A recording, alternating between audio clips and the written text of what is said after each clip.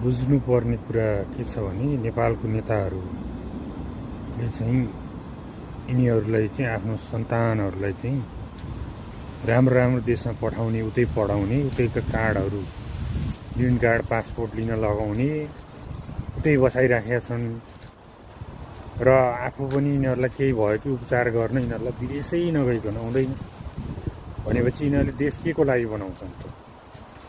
उनीहरूलाई देश बनाएर कुनै जरुरी पनि छैन, कुनै देशको जनताहरूको लागि यिनीहरूलाई सेवा गर्नु पनि छैन।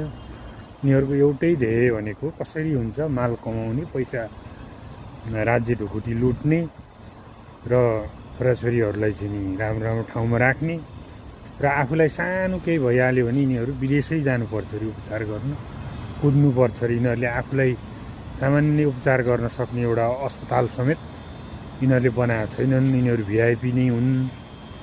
यिनीहरू साधारण अस्पतालमा यिनीहरू उपचार गर्न चाहँदैनन्। त्यही भएर यिनीहरू भनिरहेछन् मलाई उपचार गर्नलाई विदेश जानु पर्यो मात्रै भन्छ। अनि हामी भनिरहेछौँ नेताहरूले देश बनाएनन्, देश बनाएनन्, देश बनाएन। अब यिनीहरूले देश चाहिँ किन बनाउने त?